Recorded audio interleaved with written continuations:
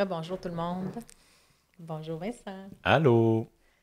Vincent, mon mari, mon partenaire d'affaires, le père de notre enfant Présent. d'1 an et demi et mon meilleur ami.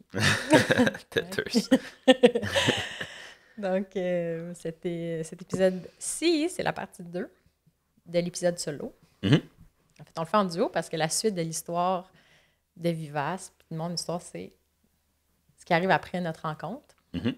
Cette fois-ci, il est enregistré en vidéo. Cette solo ne l'était pas, mais là, on peut voir aussi Parce l'épisode. qu'on a l'aide d'une gardienne, ce qui est tellement précieux. Oui! Puis notre amie Elisabeth Dufresne, je pense qu'on va dire son nom tellement de fois maintenant. Ouais, on l'appelle partout tout le Merci temps. Elisabeth. Fait que l'épisode solo, mon récit à moi est beaucoup axé sur ma guérison, ma quête de guérison de l'anxiété. Mhm. Mais toi, t'es pas pantoute anxieux dans la vie. Non. Très peu anxieux. On avait fait des tests psychométriques à un certain moment. J'étais comme anormalement peu anxieux. Ouais. Le classique Big Five qui appelle. Ouais. Il y a un des piliers qui s'appelle le neuroticisme, je pense. Le neurotisme. Quelque chose comme ça. Ouais. Et moi, j'étais particulièrement élevée dans ça. Et Vince était anormalement bas, genre. Bah, ouais. Comme en bas du 10e, genre 7e percentile, ce qui est comme 93% de la population est plus neurotique que lui dans la vie. Puis je pense qu'il te fallait ça dans la vie. Il te fallait quelqu'un comme ça. Ben, moi, je t'appelais mon paratonnerre. Parce que je trouve que c'est ça, c'est là où tu m'as apporté beaucoup dans la vie. Tu as des forces, où on se complète. Puis... mais c'est ça, mais le fait que tu n'es pas anxieux, ça t'a quand même pas immunisé à des défis, de la souffrance.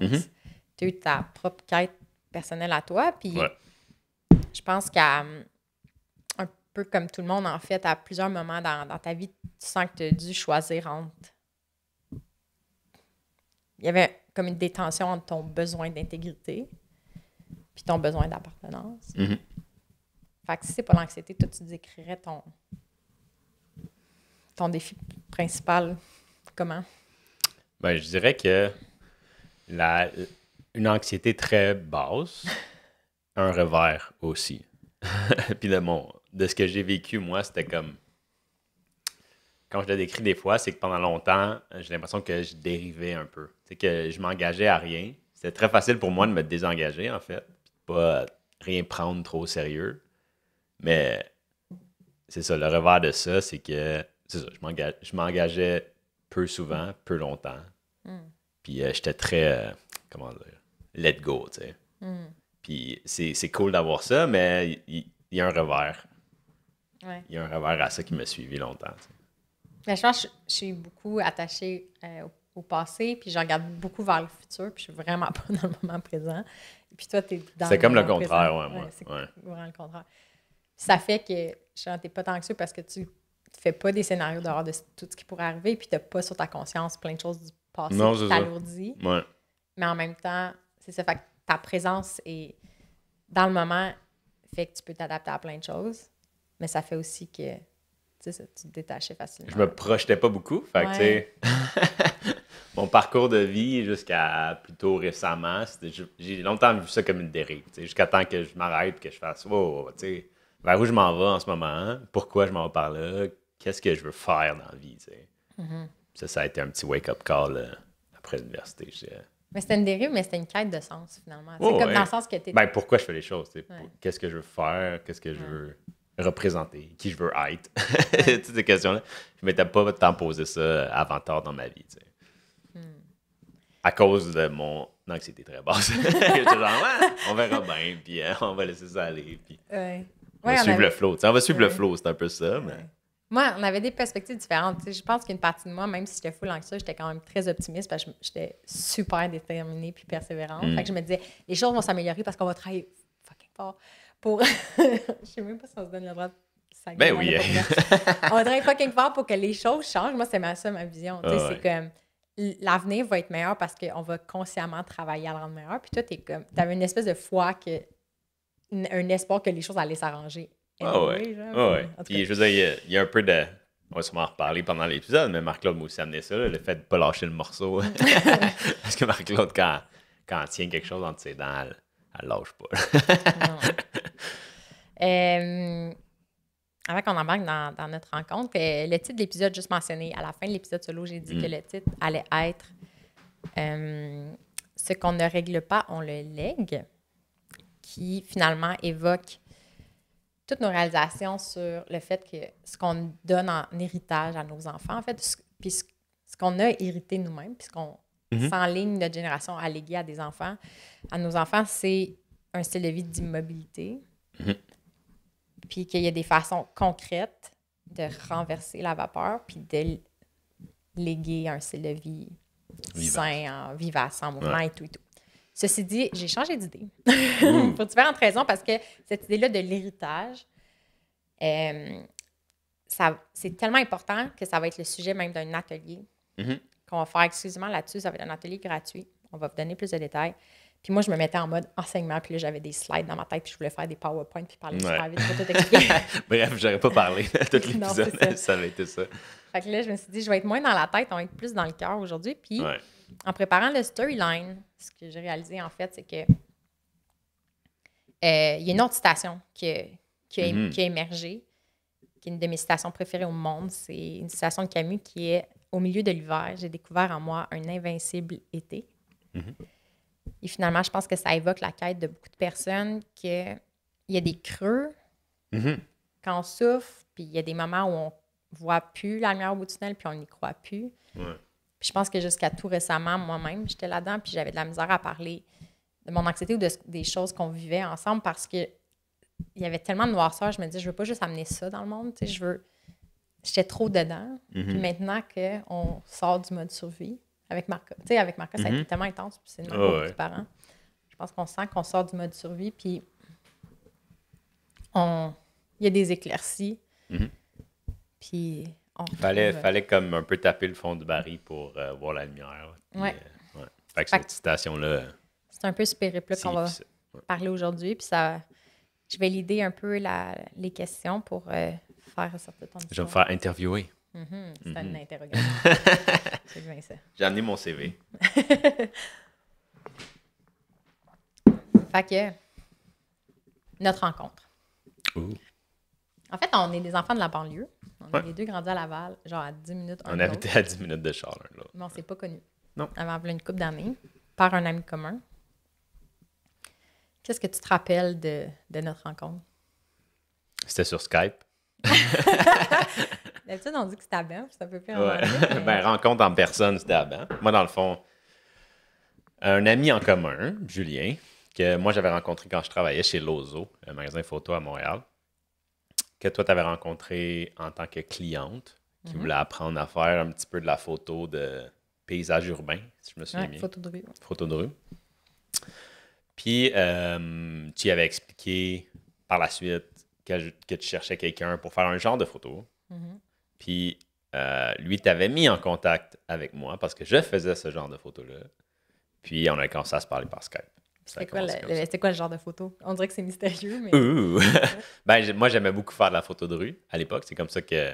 La photo a été le premier outil que j'ai utilisé pour créer, en fait. Le premier comme outlet créatif. Puis je faisais de la photo de rue. Puis à un certain moment, je trouvais ça un peu dull de juste me promener dans les rues, faire des photos. Fait que j'avais commencé à faire de la photo de famille, mais de style photo de rue. Fait que ce que je faisais, c'est que j'allais dans les familles avec des enfants, et comme des jeunes familles, disons.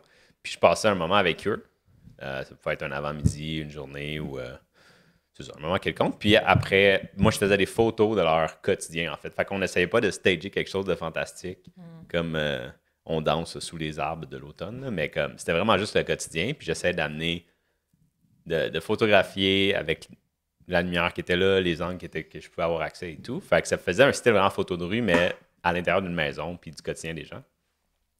Puis je trouvais ça vraiment cool de faire ça, mais c'était difficile d'expliquer ça aux gens, parce que c'était comme personne d'autre faisait ça vraiment. Souvent, je montrais des photos, puis là, ça cliquait un peu plus. Mais c'est le genre de photos que je faisais à ce moment-là. Moi, ce que je me rappelle, c'est que tu avais aussi tu voulais donner l'appareil à l'enfant, puis capter son quotidien de ses yeux à lui. Oui, ben le projet s'appelait Capsule, puis c'était justement pour encapsuler un moment de la vie quotidienne, Puis je me disais aussi, je suis jamais allé au bout de cette idée-là, mais que ça serait intéressant de capturer le point de vue de l'enfant. Fait que laisser une caméra, laisser prendre des photos de ses jouets, même de l'angle de l'enfant, comme qui est souvent plus bas. Puis encapsuler ça un peu, comme virtuellement, pour que l'enfant puisse réaccéder à ça quand il grandit ou plus tard dans sa vie, puis voir ça. Puis je me disais même, ce serait cool de le faire partout dans le monde, de comme plein de contextes, plein de cultures différentes, plein d'enfants différents. Puis de comparer, pas comparer, mais comme de voir un peu les différences entre ces points de vue-là à travers le monde. Les points de vue de l'enfance à travers le monde, comme j'ai trouvé ça intéressant à faire. Mais en tout cas, c'est pas arrivé encore. Mais. On sait jamais. Moi, ça me travaille. moi, je let go, hein. J'ai beaucoup de lâcher prise. Fait que ça... Moi, je suis comme, on va le faire. Mais moi, à ce moment-là, quand on s'est rencontrés, je travaillais sur Renard. Dans le fond, j'avais quitté HEC pour fonder mon entreprise. C'est Vivace, en fait, mais qui s'appelait Renard à ce moment-là.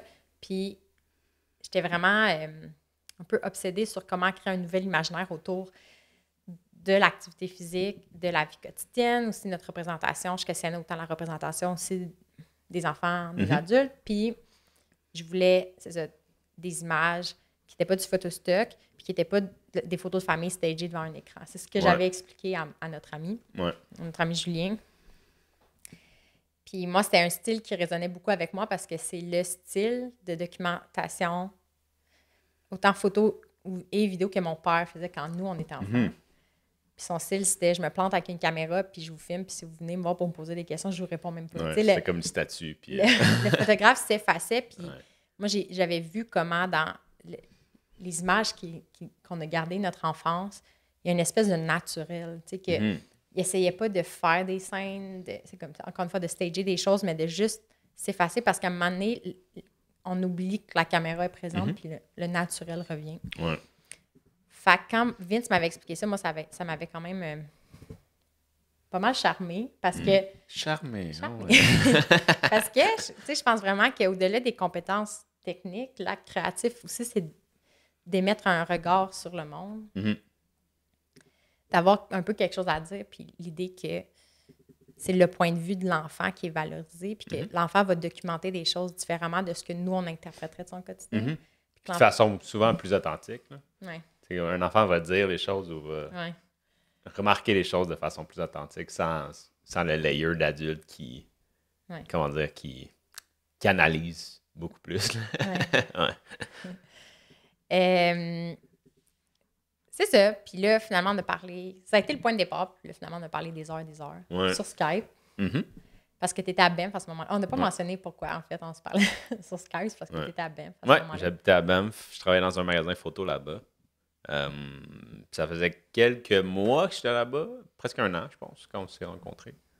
Puis je me cherchais des projets à ce moment-là. Comment tu t'es ramassé à Banff? Je me suis ramassé à Banff. Dans le fond... Ben là, je ne sais pas à quel point je recule dans le temps, parce que c'est quand même une très longue histoire. Tu pas besoin de parler de ta naissance. Ben, où tu veux que je commence l'histoire? Parce que tu la connais. Oui. Mais dans le fond, tu es ingénieur logiciel. Ça, on ne l'a pas dit. J'ai une formation en ingénierie logicielle que j'ai faite à Polytechnique Montréal. Puis ça, j'ai un peu dérivé là-dedans, comme on disait tantôt. J'étais bon à l'école, sans trop étudier. Puis je me suis rendu jusqu'à l'ingénierie. Logiciel à Polytechnique. Puis après ça, j'ai travaillé 2 ans dans une compagnie à Montréal qui s'appelle Gsoft, puis en gestion de projet. Puis après ça, je me cherchais un peu. Puis c'est à ce moment-là, en fait, qu'il y a eu la prise de conscience de qu'est-ce que je veux faire? Est-ce que j'aime ce que je fais en ce moment? Qu'est-ce que je veux faire réellement dans la vie? Je suis qui? C'est toutes ces questions-là qui sont arrivées. Puis ça m'a amené à cofonder un organisme à but non lucratif avec un ami. Puis ce qu'on faisait avec 2 amis. Attends, on va juste prendre pour d'heure. OK. Parce qu'il y a un des moyens de l'histoire aussi qui est intéressante, c'est après tes années d'université, il y a eu un flip dans ta vie où tu n'étais vraiment pas en santé, puis à un moment donné, tu t'es dit, il y a quelque chose que là, il faut que je change. Fait que ça, c'est genre, quand on préparait l'épisode, j'essayais de comprendre aussi qu'est-ce qui s'était passé dans ta tête à ce moment-là, tu sais, que... On en parlait un peu avant l'épisode, mais tu sais, je me souviens pas d'un moment vraiment marquant où ce que j'ai cassé. C'était plus genre, sûrement plein de gens qui vont se reconnaître là-dedans, qui sont allés à l'université. Moi, je m'impliquais beaucoup. à l'université, j'étais président de whatever, de plein de choses. Puis, ça a vraiment eu un coup sur ma santé physique parce que, tu sais, je me couchais tard, je mangeais pas bien, je mangeais vite sur le coin d'une table tout le temps, je bougeais pas beaucoup. Fait que j'ai fini mon université vraiment mal en point physiquement. Tu sais, j'ai pris beaucoup de poids, puis c'est ça, j'avais pris un coup de vieux, mettons. Puis je m'étais tout le temps dit, ben là, je vais vivre ça comme ça parce que c'est comme ça en ce moment, mais quand je vais finir mon université, je vais m'inscrire à un gym, je vais mieux manger. Nanana. Fait une fois que j'allais être seté dans un 9 à 5, disons, je me disais que j'allais commencer à adresser plus ça. Ouais. Puis c'était latent, là, toute la fin de mon bac, je me disais comme, tu sais, je me regardais, j'étais comme, je suis pas en shape, là. Je m'aimais pas comme ça. Mais je me disais, ben, quand je vais finir l'université, je vais régler ça. Puis comme de fait, quand j'ai fini l'université, quand j'ai eu mon emploi, ben là, je me suis inscrit à un gym. Mais dans le paradigme, si on veut, conventionnel de l'activité physique, là, pas nécessairement à la vivace. Mais c'est ça, inscrit au gym, essayer de manger mieux, puis des choses comme ça. Ouais. C'est intéressant parce que pendant longtemps, je pense qu'on se demandait notre histoire, c'est qu'est-ce qui est intéressant, tu sais, parce que souvent dans le monde de l'activité physique, c'est les anciens athlètes olympiques qui vont dire c'est important de bouger. Ouais. Ou c'est des gens qui ont vécu genre, des traumas, des fois physiques, puis des guérisons exceptionnelles. Puis nous, on est comme, on vient de Laval. On n'est pas des athlètes, on n'a pas de blessures graves. Non, c'est ça, tu sais. Puis il n'y a rien de grandiose. Puis là, on a réalisé finalement qu'est-ce qui était. Que notre histoire, ça représente juste, en fait, la banalité de notre histoire. Est pas qui est spéciale, mais qu'il y a tellement de monde qui vivent ça, en fait. Ouais. Que c'est ça le maillon qu'il faut adresser. Tu sais, c'est que notre histoire elle a l'air bien ordinaire, mais c'est un peu la situation de beaucoup de personnes que tu vis le train-train du quotidien, puis tu as l'impression un peu de t'encrasser à la longue, puis tu es comme, il me semble qu'il faut que je fasse de quoi, puis tu essaies des affaires, puis ça marche à moitié, puis tu es dans une espèce de zone grisâtre bizarre, puis finalement, c'était juste ça qu'on avait vécu, puis on s'est dit, hey, le fait qu'on est ordinaire, finalement, c'est super. On peut juste en parler. Oui, on peut juste parler de ça, parce que, tu sais, il y a peut-être que les personnes qui écoutent en ce moment, peut-être que vous avez un parcours semblable, c'est-à-dire comme bien normal, académique, puis là, à un moment donné, on se retourne, puis on est comme, wow, vraiment, je suis pas en santé, soit spirituellement, mentalement ou comme physiquement, là, qu'il y a de quoi qui cloche, tu sais. Il y a de quoi qui cloche, puis on a comme le point d'entrée était différent pour moi puis pour toi, mais tu sais, ça nous a mené au même endroit. Cette quête-là de comme qu'est-ce qui cloche, puis comment on peut l'adresser, tu sais. C'est quoi la source du truc qui cloche? Ouais.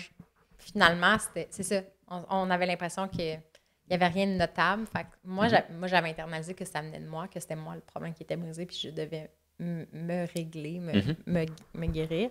Ouais. Mais finalement, c'est tough de nommer le problème parce que finalement, le problème, c'est le style de vie. Tu sais, le fait qu'on être pas bien, c'est rendu normal. Genre. C'est banalisé. Il y a une espèce de oh my God, il y a une expression, je sais pas d'où elle vient, mais c'est qu'il y a tellement de gens qui vivent une vie de quiet despair que c'est, tu sais, l'amplitude émotive, c'est juste une espèce de vibration basse, comme, mais être pas vivant. C'est ça, c'est comme si c'est l'inverse. Ouais. C'est déjà qu'il y a une différence entre genre vivre, traverser ses journées. On survivait comme juste dans notre vie, mais vivre. Là. Ouais, d'être vivace. Ouais. D'accord. Fait que cette époque-là, il y a quelque chose qui t'a fait changer. Ouais, ben ça m'a amené à. Déjà là, tu sais, quand on commence à plus être actif physiquement, on commence à mieux manger, ben là, ça donne. Il y a comme un cercle vertueux qui se crée, tu sais, puis on commence à se poser d'autres questions aussi, plus par rapport au travail ou. En tout cas, moi, c'est comme ça que je l'ai vécu. Puis au moment où bon, j'étais vraiment plus en santé, je me sentais bien dans mon corps et tout, ben là, il est venu des questions sur ben, qu'est-ce que je veux faire. T'sais, parce que est-ce que je suis heureux en ce moment? J'aimais l'équipe dans laquelle je travaillais, j'avais un bon employeur, ça allait bien, mais j'ai comme réalisé à ce moment-là que j'avais dérivé jusqu'à faire ça. Que j'avais jamais vraiment pris une décision réfléchie peut-être sur mon parcours, puis vu que je suis pas anxieux, puis je le go, je suis dans le moment présent, ben, tu sais, j'avais jamais vraiment réfléchi à la destination, un peu, de ma vie, tu sais. Puis c'est là que ces questions-là ont commencé à plus me tracasser. Tu sais, une fois que le physique était comme, OK, là, je me sens bien dans ma peau, mais tu sais, financièrement, j'étais bien, physiquement, j'étais bien. Puis là, il restait ça qui était latent un peu. Là, OK, mais je m'en vais. Je m'en vais où, tu sais, en ce moment? Qu'est-ce que je fais de mon temps?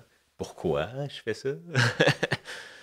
Fait que c'est là qu'il y a eu une grosse prise de conscience. Puis c'est là que, comme je disais tantôt, j'ai cofondé un organisme non lucratif avec 2 amis. Puis, ça a été le début d'une belle aventure. Dans le fond, ça s'appelait, parce que c'est fermé maintenant, mais ça s'appelait Shoot to Help. Puis, ce qu'on faisait, c'est qu'on allait visiter d'autres organismes non lucratifs. Puis, on leur fournissait du matériel, photos, vidéos. Fait qu'on filmait, on prenait des photos pour montrer leur impact, ce qu'ils faisaient, parce que c'est quelque chose qui était manquant chez plusieurs organismes non lucratifs. C'était assez opaque, tu ne voyais pas vraiment concrètement ce qu'ils faisaient. Donc, on a décidé de faire ça, puis on leur donnait souvent des formations aussi sur comment le faire eux-mêmes, pour pas juste qu'ils dépendent de nous. Puis, on l'a fait à Montréal, mais après ça, assez rapidement, on s'est organisé pour faire une mission plus humanitaire. Puis on est allé en Asie. On a fait Inde, Népal, Myanmar, puis j'en oublie sûrement. Mais c'était une mission d'à peu près 5-6 mois. Puis on a aidé environ 30 organismes non lucratifs, si je me souviens bien, dans ces pays-là, avant de revenir. Ouais. Puis quand t'es revenu, t'avais pas une scène, t'étais dans le sol. Complètement cassé. Pas d'emploi. Dans le fond, parce qu'on avait fait du sociofinancement pour financer la mission. Mais quand on est revenu, ben, on n'avait plus. On n'avait plus une scène. Sinon, on aurait continué.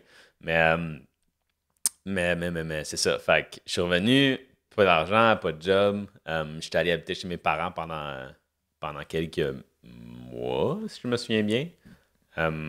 Puis dans leur sous-sol. Full pas romantique. Mais c'est ça, j'habitais dans le sous-sol de mes parents. Puis j'en ai profité pour continuer à apprendre sur la photo, en fait. Puis sur l'édition de photos, fait que Photoshop, puis des outils comme ça pour me peaufiner. Puis j'ai commencé à faire des contrats aussi. Puis c'est là que Capsule est arrivé, si je me souviens bien. Ouais. Puis t'as appliqué après chez Lozo? Ouais, ben, tu sais, Capsule couvrait pas. Mes projets photos couvraient pas mon style de vie, même si c'était le sol chez mes parents. Fait que j'ai décidé d'appliquer chez Lozo, Montréal, qui est fermé maintenant, mais à ce moment-là, c'était comme le plus gros magasin de photos au Canada, je pense. Là, c'était assez gigantesque.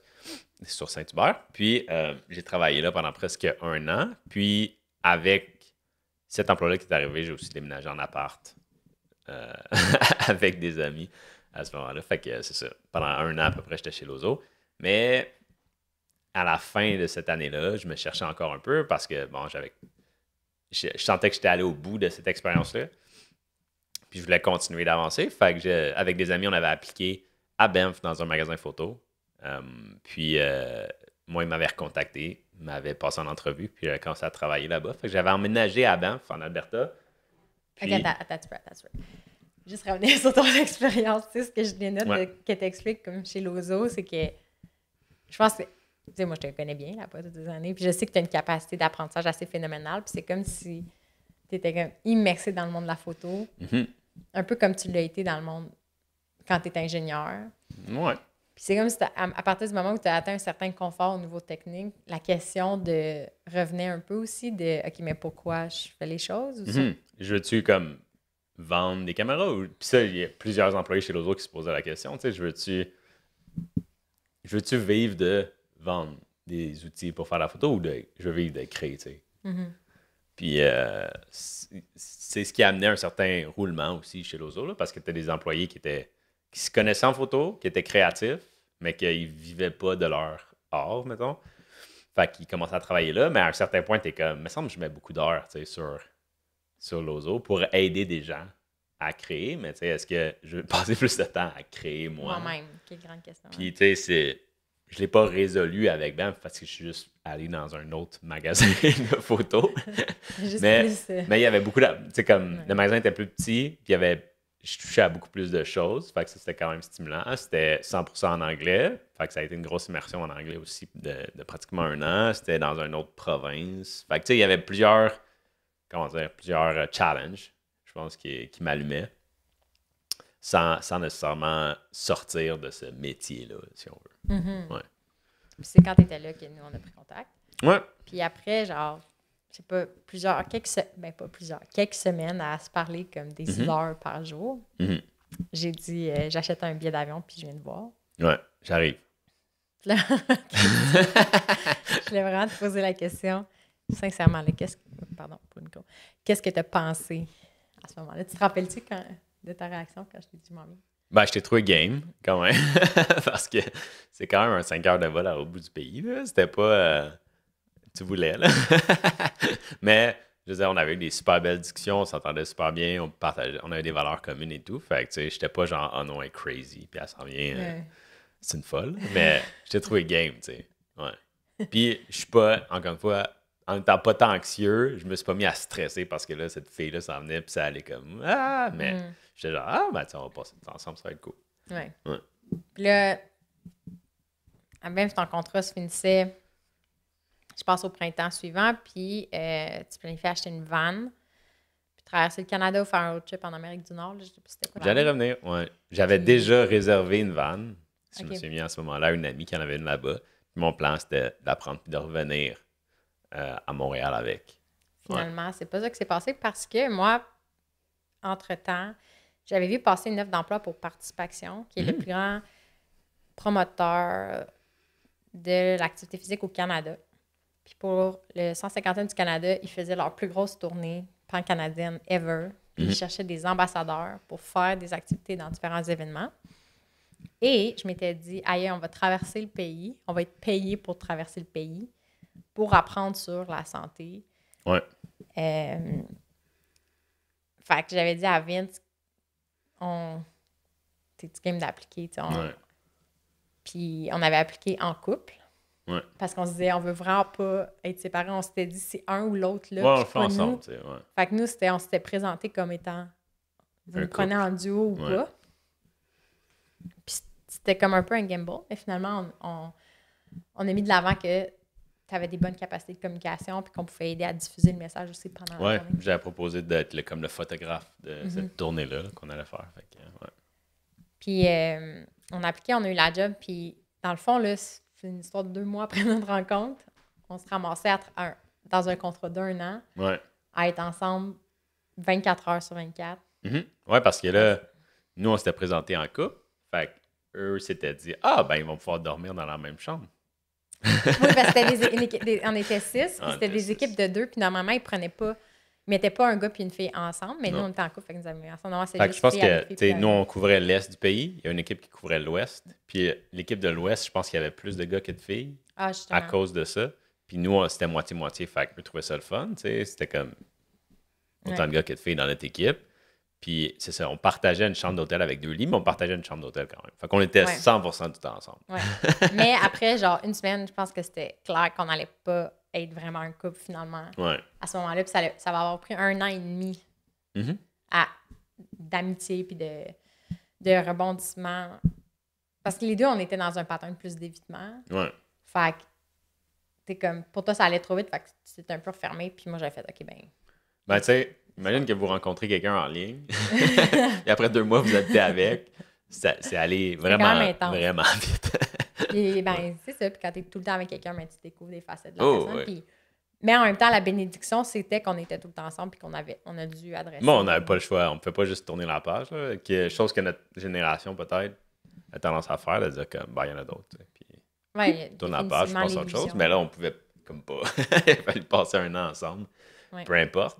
Puis de continuer à surmonter des défis en travaillant ensemble. Puis d'apprendre à se connaître en jasant tout le temps. Là, parce qu'on était tout le temps ensemble.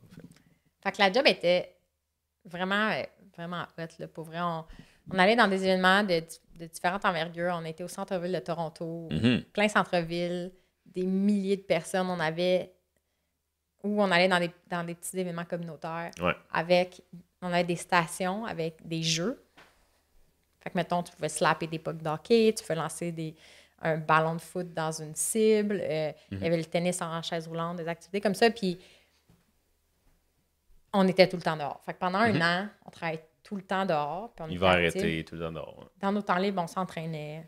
Puis, moi puis Vince, on faisait, à cette époque-là, puis encore aujourd'hui, on faisait juste écouter des podcasts puis lire des livres. Sur la santé. Sur la santé, sur le bien-être, puis alimentation, sommeil, toutes les dimensions, là, on faisait juste ça. Puis, je pense que, tu sais, ça nous a vraiment conscientisé sur le fonctionnement d'un grand organisme de promotion des saines habitudes de vie. On a rencontré des milliers de Canadiens. Oui, c'est ça. On a parlé directement à des milliers d'humains à travers le Canada. Ouais. Surtout moi, je n'étais pas capable de juste dire « Voici une balle de tennis, frappe-là ». Je me mettais souvent à jaser avec le monde. Ouais, racontais des récits. Marc-Claude revenait tout le temps avec des histoires. Puis Elle avait un podcast à ce moment-là. C'est ça. Ça ressemblait à ça. Mais aussi, je pense que là, ce qui a été fondateur aussi, c'est que on vivait dans une valise. Ouais. Puis on était hébergés, puis c'était tout le temps une chambre d'hôtel. Puis, tu sais, finalement, moi et Vince, vu qu'on n'était pas ensemble, on avait chacun notre lit, c'était rendu ça, notre espace. Puis on faisait comme, on cuisinait dans la chambre à l'hôtel. Puis je pense que ça nous a amené beaucoup, beaucoup de résilience, en fait. Une de nos réalisations, c'est que, parce que des fois, on revenait à la maison, puis ma valise, genre, rapetissait à chaque fois.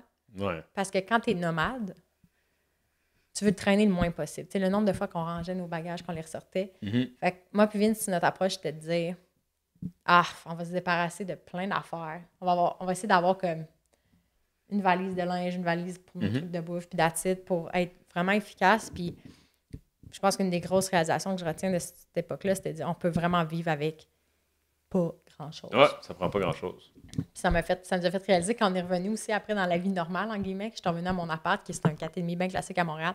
J'avais l'impression qu'il était gigantesque. Ouais. Gigantesque. Plein d'affaires là-dedans. Ça avait vraiment mis dans ma tête, OK, quand on devient sédentaire, on commence à accumuler des choses. Puis je pense que ça apporte du confort, nécessairement. Mais je pense qu'on réalise pas des fois comment ça apporte aussi un poids sur notre conscience, puis ça peut brimer notre liberté. Ces choses-là sont présentes physiquement, mais comme spirituellement aussi, là, comme on traîne toutes ces affaires avec nous. Oui. Puis plus d'affaires on devient de plus en plus inquiet de les perdre. Fait que quand t'as pas grand-chose, t'as vraiment l'esprit tranquille. Bon, oui. Fait que par après, tu sais, quand on arrive dans un appartement, pour moi, c'était plus petit, nécessairement. Moi, ça me convenait. En tout cas. Puis là, au retour, après Participation, ton rêve de partir en road trip dans une van est revenu. Ouais. Toi, t'allais reprendre vivre ta route de liberté. Le bohème nomade. Qui s'engageait à rien. Finalement, le running gag, c'est que sa van qu'il a acheté, il l'a parqué au Parc Laurier, puis on était tout le temps ensemble. Ouais. Il n'est jamais parti. Je suis jamais vraiment parti. Dans le fond, à la fin de la tournée, j'ai une amie d'une amie qui vendait sa van, qui était déjà toute setupée pour du van life, qui avait déjà un lit dedans et tout. Fait moi, je l'avais acheté à ce moment-là. Puis, tu sais, je savais qu'au retour de la tournée, Marc-Claude, elle avait un appart. Moi, j'avais rien, tu sais. Parce que je partais de Banff. Ça faisait des années que je vivais dans ma valise, tu sais.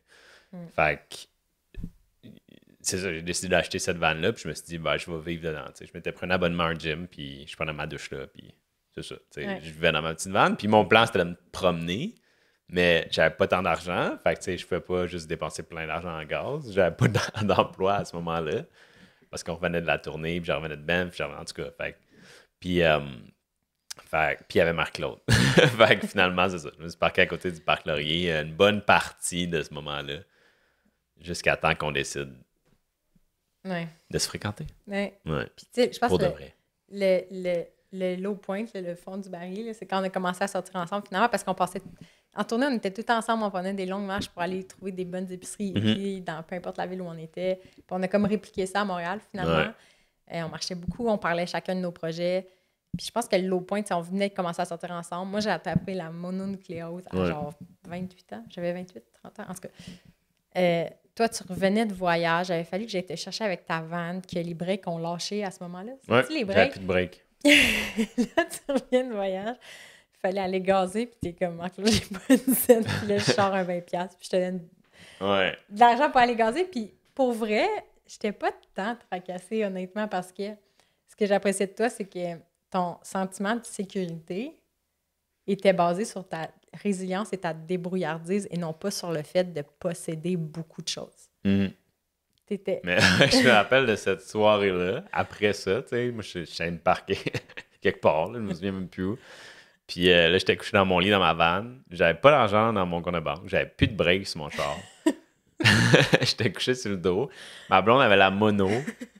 Puis je pense que j'étais sur le chômage. J'avais été pendant quelques mois à ce moment-là. Puis j'attendais un chèque. C'était comme, j'avais rien.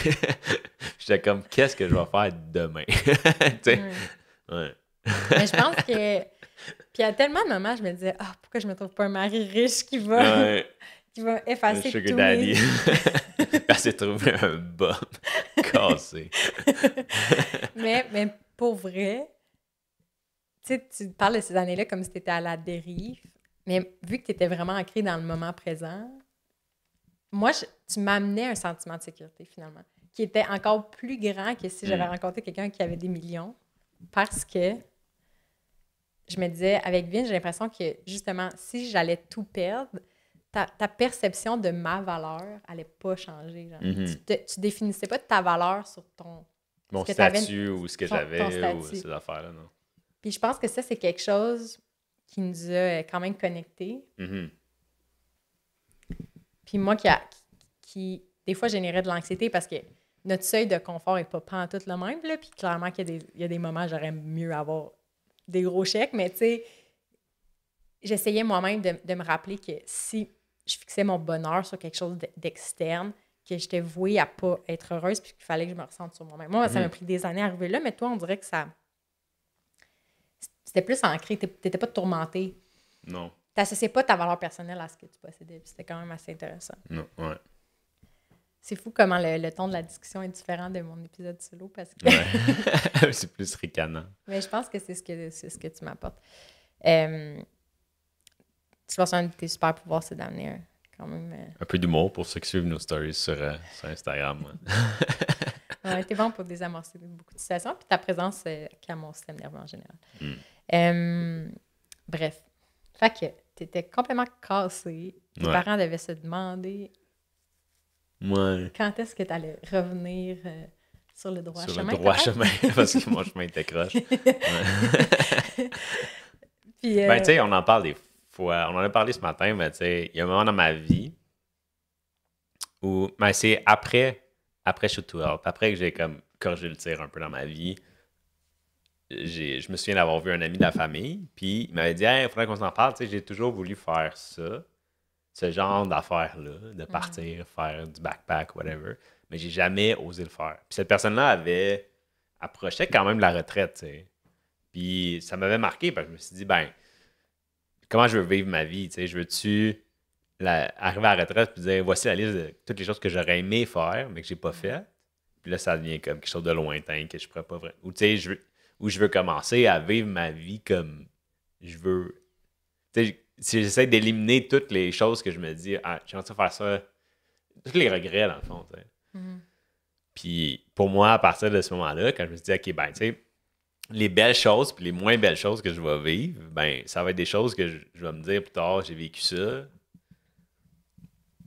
Puis, tu sais, les regrets sont un peu disparus à ce moment-là, dans le sens où, tu sais, quand j'étais dans ma van, couché sur le dos, avec toute la pile de choses pas le fun qui m'arrivaient, ben ça m'a fait sourire. Je me dis, ben à un moment donné, je vais me rappeler de ça, puis je vais en rire. Tu sais, c'était pas un état permanent. Je me disais comme, hey, ça pourrait-tu aller moins bien en ce moment? Non. Tu sais, puis même, je pense que je riais tout seul dans la van, parce que j'étais comme, c'est n'importe quoi. Tu sais, à quel point toutes ces choses-là s'accumulent en ce moment, puis je suis comme... J'ai l'impression d'être au fond du baril, mais je le savais à ce moment-là que un peu plus tard, j'allais en rire. Puis que ça allait faire partie de mon parcours, ça. Un peu comme quand on va en voyage, puis il nous arrive plein de comment dire? De malheurs, là, d'aventures qui finissent mal. Ben, les premières fois, t'es comme non, mais après ça, t'en ris. Puis quand ça arrive après, une autre fois, t'es comme ça va être drôle de le raconter ou comme, tu sais, c'est temporaire tout le temps, tu sais. Puis en tout cas, c'est juste une expérience. Puis je vais apprendre de cette expérience-là, puis Fait c'est drôle que les semaines que tu te projettes dans le futur, c'est pas regarder en arrière puis rire. Faire des jokes. Ouais, mais je Je pense que j'ai un bon humour, puis je pense qu'on en parle des fois. C'est entre autres parce qu'à chaque fois que je suis avec quelqu'un, puis que la personne dit quelque chose ou qu'il se passe quelque chose, on dirait qu'il y a tout le temps une porte qui est ouverte dans ma tête pour dire comment je peux rendre ça drôle, tu sais. Cette porte-là est juste tout le temps ouverte. Fait que ça montre un peu pourquoi j'avais ces réflexions-là, même quand ça allait très mal, là, mais en tout cas. Ouais. Ben, je pense qu'une des facettes que j'apprécie de toi aussi, c'est le fait que dans ton style d'humour, tu aimes beaucoup mentionner des fois des choses qui peuvent être un éléphant dans la pièce ou de dédramatiser des situations par l'humour. Ben oui, c'est parce que l'humour pointe vers la vérité. Quelque chose qui n'est pas vrai, une joke qui n'est pas vraie, c'est pas drôle. Tu sais, ça va être exagéré, mettons, ça peut être une vérité qui est exagérée, mais l'humour vient avec un amour de la vérité, je pense.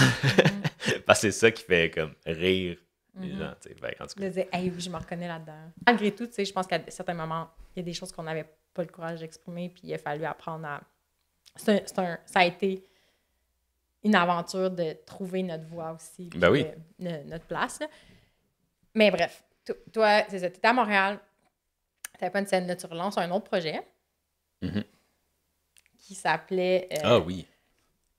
À l'époque, Rafiki, ben justement parce que c'était un singe qui a bien de l'humour. Je me suis dit que j'allais partir un blog parce que j'étais très dans. J'expérimentais beaucoup dans ma vie, puis ça, des fois, ça intriguait les gens ce que j'essayais de faire. Fait que je me suis dit, je vais partir un blog, puis pendant 1 an, je vais partager mes expériences que je fais. Puis j'ai essayé de mieux framer ça parce que c'était des expériences au niveau de la santé, dans le monde de la santé. Puis je me suis dit, je vais créer quelque chose qui s'appelle 52 ramasses. Chaque semaine, je vais essayer quelque chose pendant une semaine, puis je vais documenter, puis je vais partager ça sur un blog. Puis j'avais un groupe Facebook aussi, à ce moment-là, qui était principalement des amis ou des gens que j'avais rencontrés à travers les années. Puis le blog s'appelait Rafiki, qui est un personnage du Roi Lion que j'appréciais bien. Fait qui avait une vibe un peu drôle et sage, là, comme un babouin, tu sais, qui était drôle et sage. Fait que, en tout cas, c'est un personnage que j'appréciais. Fait que pendant... C'est ça, je m'étais donné ce défi-là de pendant 1 an. Chaque semaine, essayer quelque chose partagé. Puis, tu sais, j'avais essayé de...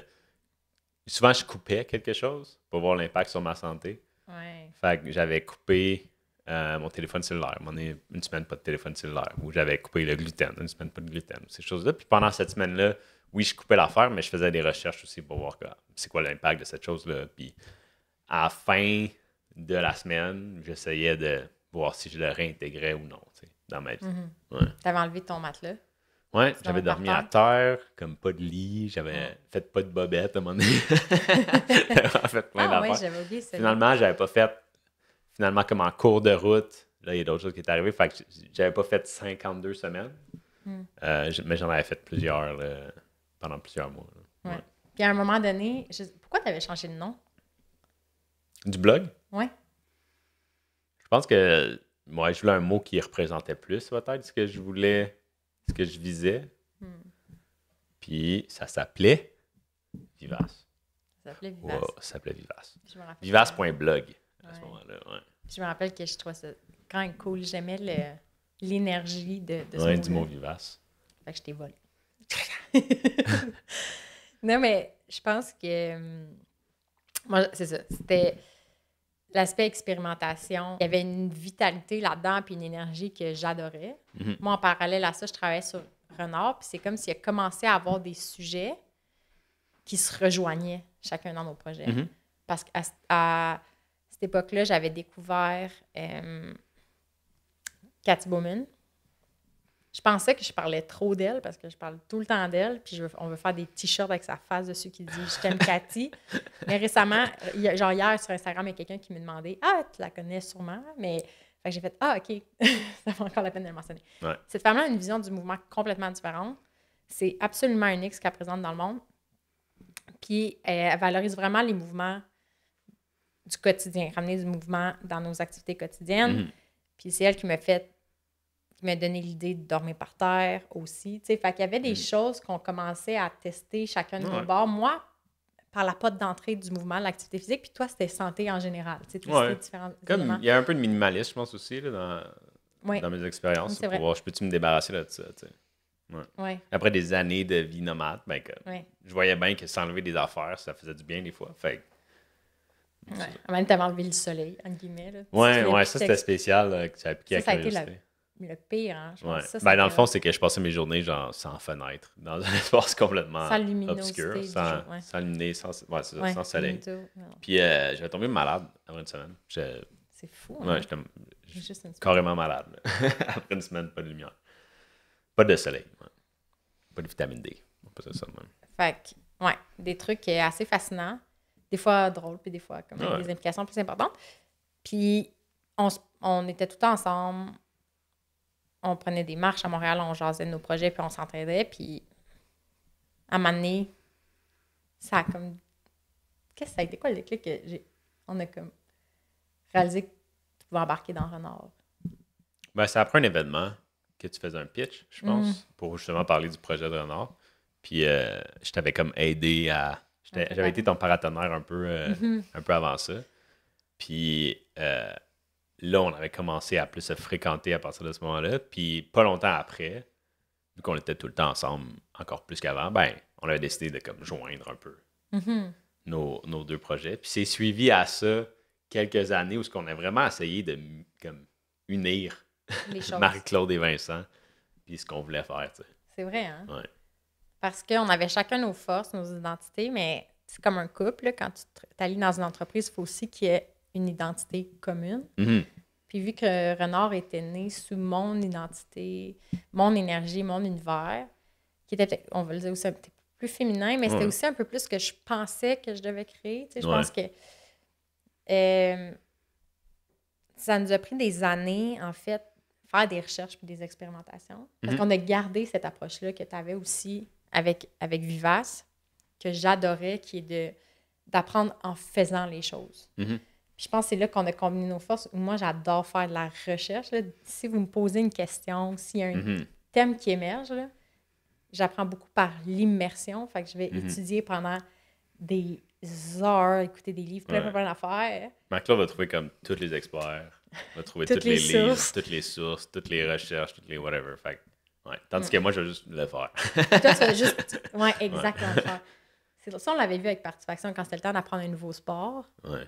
Moi, je m'arrêtais, je regardais la scène, puis j'observais. Moi, j'adore les sports très techniques, puis j'observais la technique. Puis là, après, je me disais, OK, je vais faire ça. Puis les gars dans l'équipe, ils se pitchaient, puis ils faisaient genre, oh, je vais comme piquer la balle, n'importe comment. Mais tu sais, eux, ils s'amélioraient par la répétition, par la pratique, par le volume. Ouais. Puis je pense que les deux façons d'apprendre dans leur... sont valides. Sont valides, puis sont importantes. Puis il a fallu comme mixer nos énergies, en fait. Parce que c'était vraiment ça. Parce que moi, j'avais tendance à beaucoup accumuler d'idées. Puis si je les matérialisais pas ou si je les partageais pas, tu sais, ou si je ne créais pas des choses, on dirait que ça finissait par peser lourd. C'est vrai. C'est vraiment ça. Ouais, c'est ça le terme. Merci, Vince. Ça pesait lourd sur moi. Je pense que c'est facile de vouloir accumuler du savoir comme on accumule des possessions. J'ai réalisé que des fois, mes recherches étaient basées sur l'insécurité parce que j'avais peur de me faire invalider. Puis il y a d'autres moments que c'était vraiment nourri par une curiosité pure, puis je retrouvais l'enfant en moi. Puis je veux plus me connecter à l'enfant en moi. Mais fait que si après ça, je voulais juste avoir le plus de savoir possible, mais la clé pour moi, c'était vraiment après de me tourner puis de faire... de créer, fait qu'on parle de podcasts, d'articles, de différentes choses pour après amener ça dans le monde puis le rendre accessible à d'autres personnes. Pour moi, c'est ça qui rend le savoir vivant, c'est qu'il soit partagé. Puis comme tu dis, toi, tu n'avais vraiment pas de résistance à juste t'exposer en faisant les choses. Ouais. Je faisais les choses puis je m'exposais. Tu sais, je faisais des lives sur mon groupe Facebook. Il y a plusieurs années, là, c'était pas tant in. Là. Non, c'était zéro in, là, ça commençait les lives. Là, puis je sais que les gens aimaient bien ça. Fait qu'en tout cas, ouais. On avait chacun nos forces. On a essayé d'unir. Ouais. Puis le summum de ça, c'est Vivace.maison, en fait. Maintenant. Ouais. Ah, mais là, tu sautes des étapes. Là. OK. Là, j'improvise. C'est très classique. Non. Ben non, mais c'est vrai qu'on peut en parler. Ben, c'est ça, c'est un peu ça l'histoire du podcast, en fait. On a commencé un podcast parce que moi, on aimait faire des recherches. Puis ce format-là, c'était encore émergent à l'époque. Là, maintenant, comme tout le monde a un podcast, mais c'était encore émergent à l'époque. Puis je me disais, ben tant qu'à contacter des gens dans l'ombre, puis garder ça pour moi, ben on va juste avoir les discussions en public, puis comme ça peut bénéficier à d'autres personnes. Puis moi, j'étais absolument terrorisée quand j'ai commencé à tous les formats de vivre. Le podcast, écrire, l'infolette, tout me terrorise, mais j'ai tellement envie que ces idées-là circulent que c'est plus important pour moi d'être courageuse puis de le faire pareil. Puis c'est ça. Puis toi, tu nourris cette énergie-là. Fait que de faire les choses en s'exposant, même si ça nous fait sentir vraiment, vraiment... Moi, ça me faisait sentir vraiment vulnérable. Mais c'était un muscle aussi qu'il fallait travailler, j'ai l'impression. Là, de s'exposer publiquement, c'est quand même... Si on l'a jamais fait, c'est vraiment difficile. Ouais. Mais plus on le fait, plus ça devient facile. Puis j'ai l'impression que j'avais commencé à travailler ce muscle-là avant toi, puis je t'ai amené à le faire aussi. Un peu plus. Puis à un moment donné, on devient à l'aise. Puis finalement, dès qu'on est dans une zone de confort, on part d'autre chose parce qu'on aime juste apprendre. Là. À cette époque-là, avec Renard, on se décrivait comme des éternels apprentis. Justement, on se disait, on n'est pas des athlètes olympiques, on n'est pas... Moi, je suis assez inconfortable avec la posture d'être une experte de quoi que ce soit. Moi, je me sens full heureuse. Là. Mon happy place, c'est quand le but, c'est d'apprendre. Puis au podcast, à cette époque-là, on avait aussi carrément beaucoup de pédagogues, des éducateurs, des coachs, des entraîneurs pour comprendre comment on apprend. Ouais. Puis ça, c'était devenu ça notre force un peu. Puis c'est le cœur de notre identité, c'est juste la curiosité. Quand je repense à ces années-là de Renard, je me rappelle que c'était ultra difficile parce que c'était stressant financièrement, c'était étourdissant parce qu'on trouvait des jobs on the side pour continuer à créer. Mais à y repenser maintenant, je suis quand même vraiment heureuse de tout ce qu'on a fait. Puis de cette envie-là de défricher. Je pense qu'on voulait juste...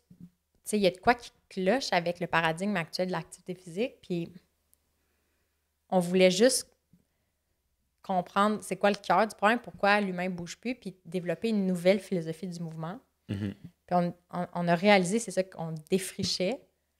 Puis moi, j'adore l'idée de comment je peux contribuer à mon domaine et amener des idées nouvelles. C'est super important pour moi, mais le revers de ça, c'est que si tu fais des choses que les gens n'ont jamais faites avant, ben, tu es un peu seul puis personne ne comprend ce que tu fais. On avait tellement de difficultés à expliquer ce qu'on faisait. Qui vient, ouais. Surtout qu'on consommait presque exclusivement notre contenu en anglais. Puis entre le domaine du mouvement, le mouvement du mouvement, là, la culture du mouvement du côté anglophone, doit être 10 ans, peut-être pas 10 ans d'avance, mais une couple d'années d'avance parce qu'il y a beaucoup de choses qui ne sont pas amenées dans la francophonie. Fait que je pense que ça fine pointe de ce mouvement-là est en anglais. Là. Ouais. Puis on dirait que ça crée un truc bizarre où nous, pendant des heures, on était dans cette bulle-là où on apprenait des choses puis on voulait les partager. Puis là, comme la crowd là-dedans, c'était pas encore là, tu sais, mais bref, on a passé beaucoup de temps à... C'était juste essayer de créer du sens de cette industrie-là. Puis là, l'événement... Je pense un des plus gros points tournants dans ta vie, c'est quand je tombe enceinte. Dans nos vies respectives. Mais... Non, ben, on l'a vécu un peu différemment. Ah, c'est clair. Ouais, mais je sais que toi, j'ai senti ton énergie changer. Là. Qu'est-ce qui s'est passé dans ta tête? Ben, il y a eu comme 2 moments importants parce qu'on est aussi mariés, Marc-Claude et moi. Puis avec ce mariage-là est venu un engagement. T'sais, Vincent s'engageait pas beaucoup. Mais là, c'était comme, non, à partir de maintenant, pour toujours, ça va être ça. T'sais. Fait que ça, je l'ai vécu avec Marc-Claude. Puis après ça, quand Marc-Aurèle est arrivé, ben là, c'était comme...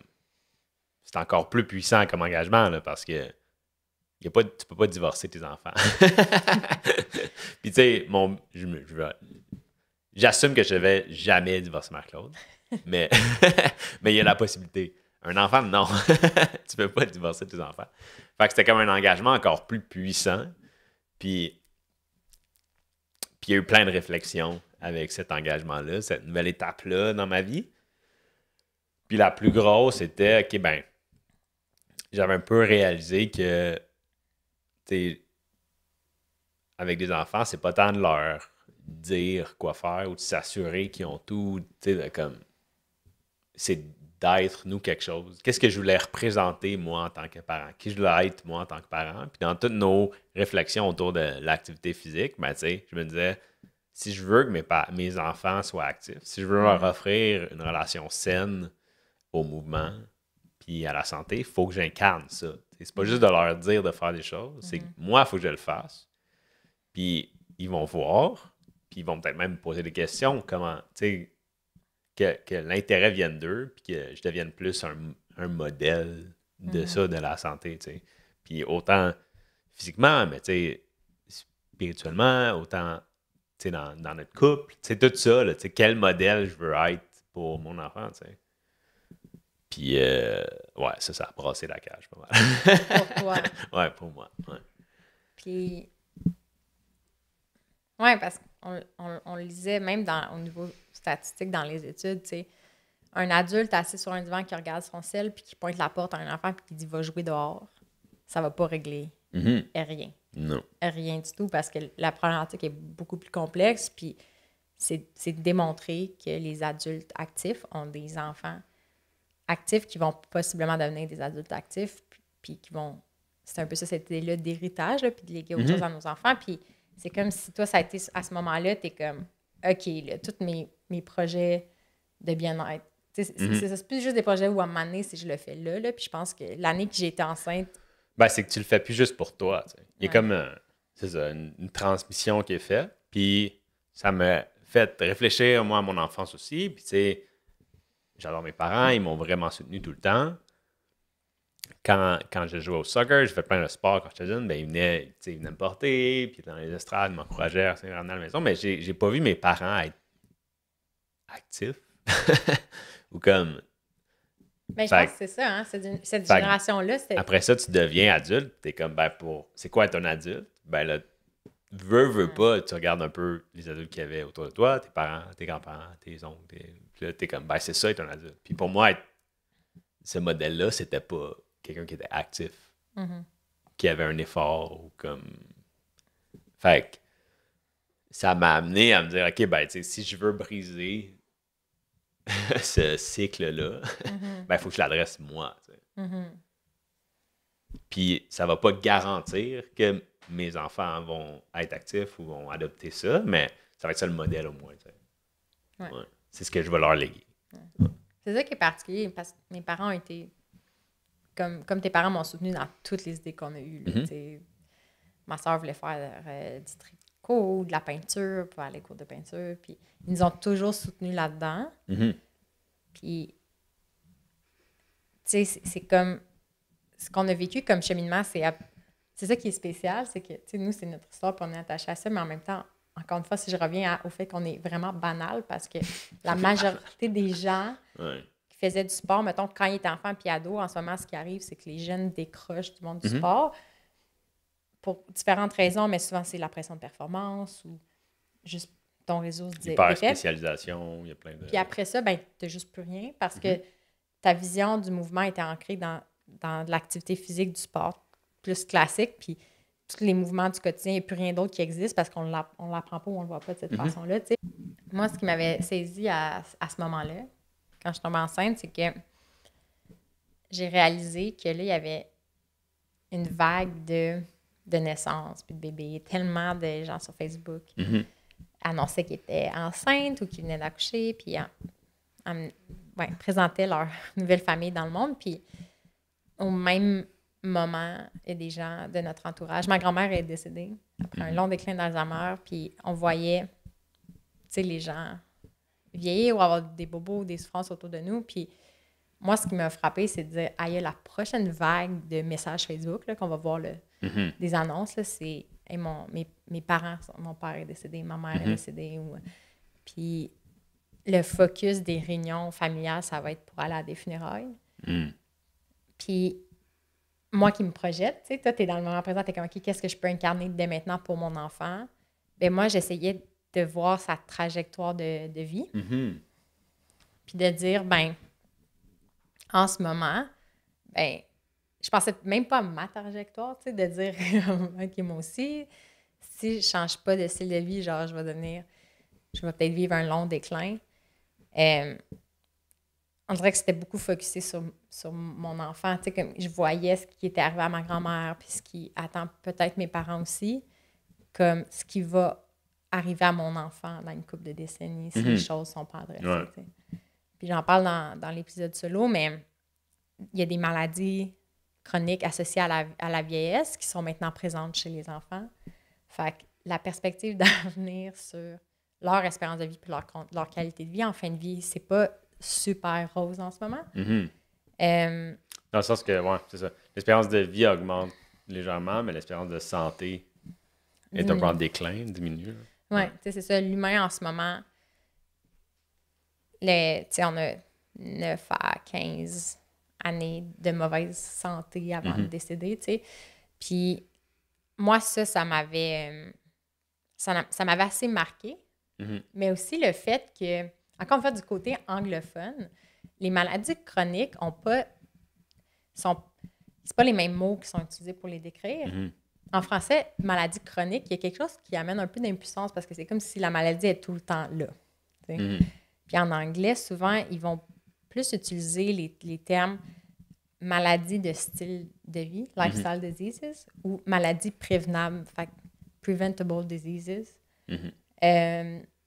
Moi, ce qui m'avait amené vers l'univers des maladies chroniques, c'est quand j'avais lu le livre j'avais eu la discussion avec David Sanson, qui était un invité au podcast. On avait parlé de sommeil du point de vue anthropologique, puis il avait dit le terme mismatch diseases. Puis dans son domaine, c'est comme un terme qui est vraiment beaucoup utilisé.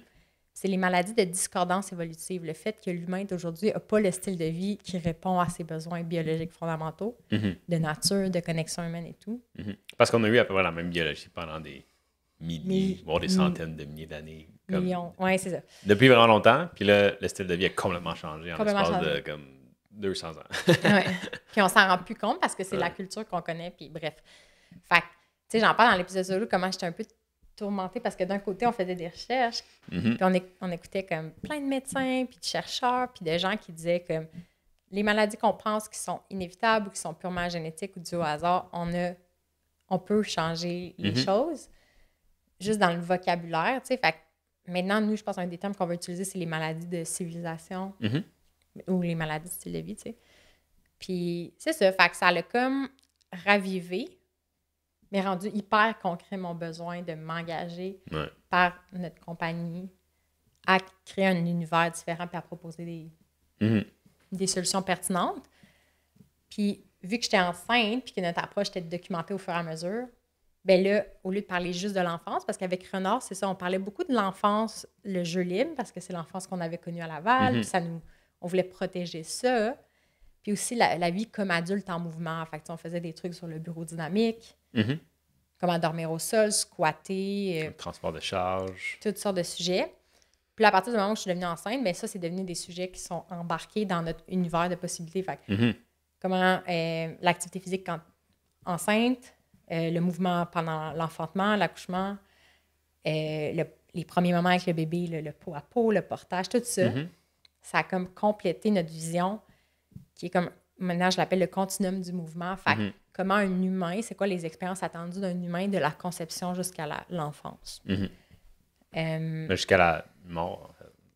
Oui, parce qu'on s'inclut là-dedans, parce que notre projet ne s'adresse pas tant aux enfants, il s'adresse aux parents, aux adultes.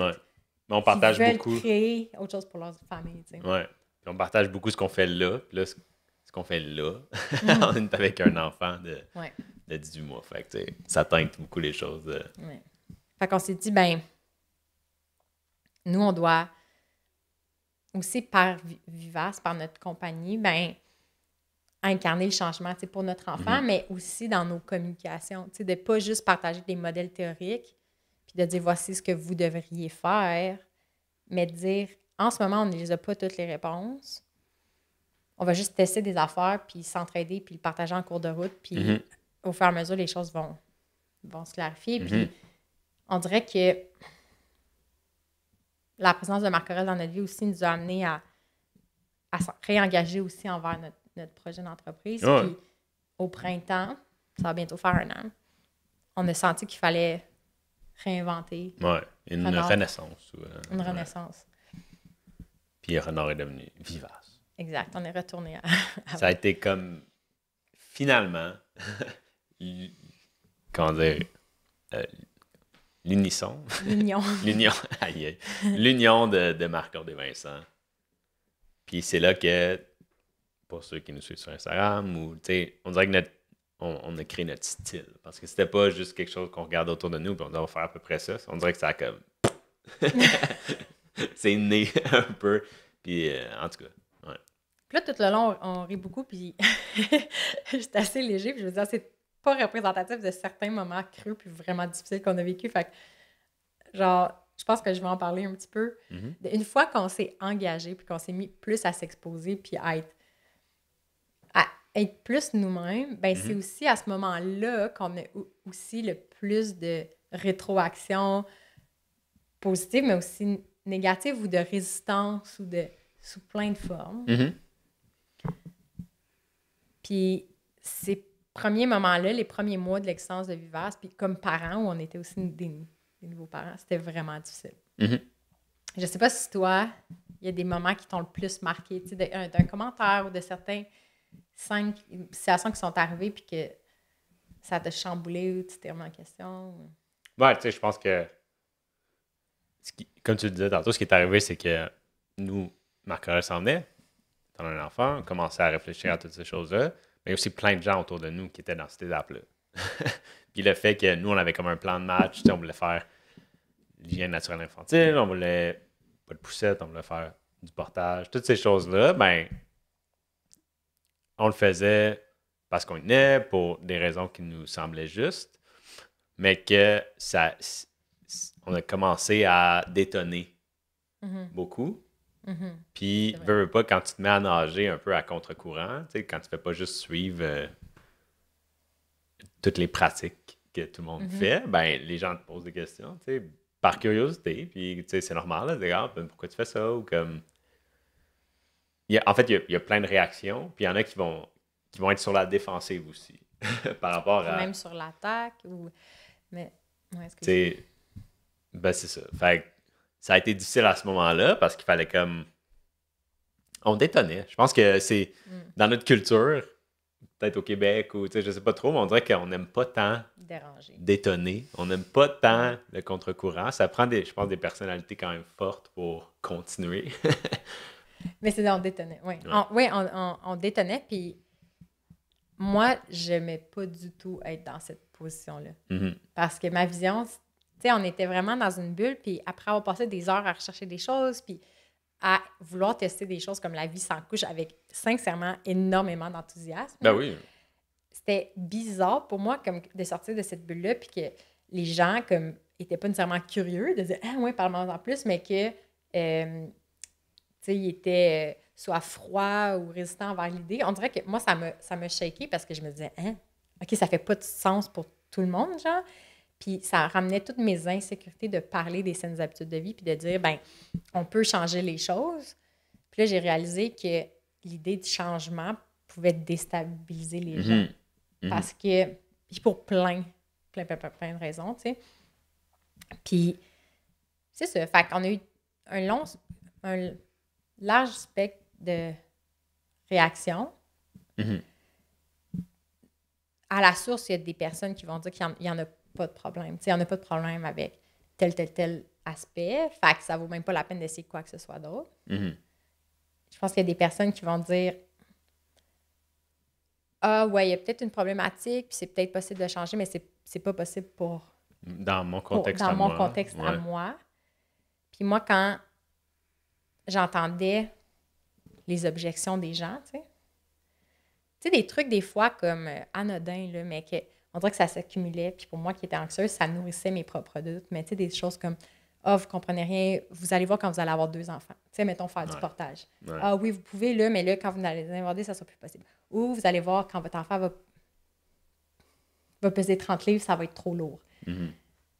Des commentaires aussi « Ah, t'es juste fatigué parce que tu fais du cododo, c'est quand que tu vas le laisser dormir. » Tout seul. Fait un peu ce message-là, que ce qu'on fait est soit anormal ou s'applique pas pour les gens ou s'applique pas pour tout le monde, fait que c'est invalide. Moi, ça me déstabilisait beaucoup. Beaucoup parce que, à préparer l'épisode, en fait, j'ai réalisé que ça me déstabilisait parce que j'y croyais à ce que les gens me disaient. Parce que moi, je doutais de moi-même, tu sais, puis il a fallu que j'apprenne à me dire OK, ben, en quoi est-ce que moi, je crois? Puis d'apprendre que, tu sais, la perception de l'autre personne, ben faut que j'écoute, il faut que je sois empathique. Puis quelqu'un qui m'émet ce genre de commentaires-là, elle fait juste parler finalement de défis qu'elle rencontre, puis peut-être de choses qui semblent insurmontables. Même si pour moi, tu sais, il y a toujours des solutions, puis il y a toujours, tu sais, je ne vais jamais abandonner. Mais effectivement, quand quelqu'un m'arrive avec des défis qui semblaient être une finalité puis qu'il n'y a rien à faire, ben moi aussi, mon énergie tombait. Puis j'oscillais entre « je suis juste pas assez bonne, j'ai pas rapport à « OK, mais je suis qui, moi, pour prétendre qu'on peut aspirer à mieux, tu sais. En tout cas, je suis comme genre deviens un peu plus nerveuse, puis mon esprit est un petit peu éparpillé, mais tu sais, un exemple concret, tu sais, d'une vague d'exposition qu'on a eue, c'est l'article du Journal de Montréal avec La vie sans couche. Oui. Parce que c'est ça, on faisait l'hygiène naturelle infantile, on faisait des publications par rapport à ça. Puis, il y a un journaliste qui nous suivait, qui suivait la page de Viverse pour, en tout cas, des choses qu'on a faites dans le passé. Puis, quand il avait vu cette pratique-là, il ne connaissait pas du tout, ça a full piqué sa curiosité. Il nous a contactés, il a dit « Hey, je passerais comme j'ai envie de faire un article sur vous. » C'est comme une chronique urbaine, quelque chose de. Pas une première page du Journal de Montréal, mais une petite chronique sur cette pratique-là, pourquoi on le fait. C'est, en tout cas, sur ça, tu sais. Puis, à la fin, tu sais, il passait à l'appartement, on a passé du temps avec lui, on lui a expliqué tout ça. Puis, je me rappelle, je pense, dans les jours qui ont suivi, ou en tout cas, avant que l'article soit publié, il nous avait dit, là, il va y avoir plein de commentaires. Surtout sur Facebook, parce que, tu sais, le Journal de Montréal partage ces articles, ce genre d'articles-là sur Facebook pour avoir de l'engagement et tout. Puis il nous avait dit, vous n'êtes pas obligé d'aller voir ces commentaires-là. Puis on était quand même allés les voir. Moi j'avais dit, effectivement, je n'irais pas les voir parce que ça m'aurait trop chamboulé, mais finalement, Vince était allé voir parce qu'il était curieux, puis il m'en disait quelques-uns. Puis je suis contente d'avoir écouté, parce que ma peur de me faire rejeter ou critiquer d'une masse d'étrangers, finalement, elle s'est vraiment dissoute, parce qu'il y a des commentaires des gens que c'était ultra précipité, puis ils n'avaient clairement pas lu l'article ou n'étaient pas curieux, puis ils rejetaient l'idée, du genre comme...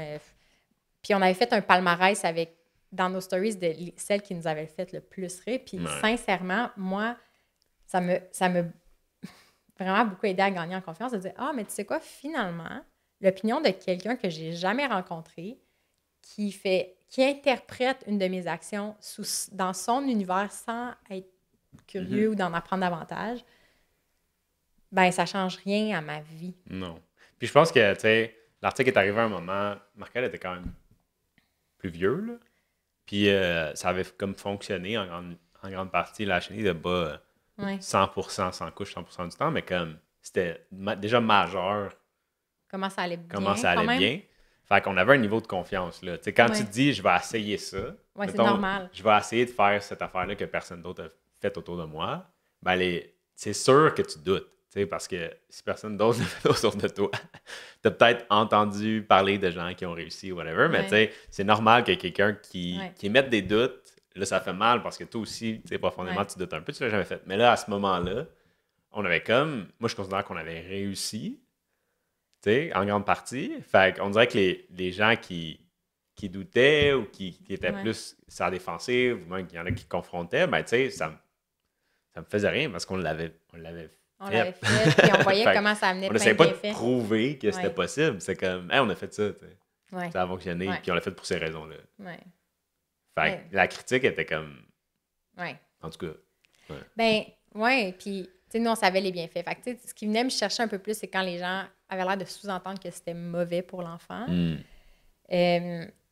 Ou lui qui m'avait fait super rire, là, c'était les gens qui disaient « Ouais, puis ils vont-tu apprendre à leur enfant à chasser le mammouth? » Comme si enlever la couche était arriéré. Puis moi, ça me fait ultra rire, mais c'est ancré dans la vision que j'aime questionner, que l'humanité va toujours vers plus de progrès, puis que plus de technologie, puis plus d'objets, c'est nécessairement un signe de statut social ou de progrès social.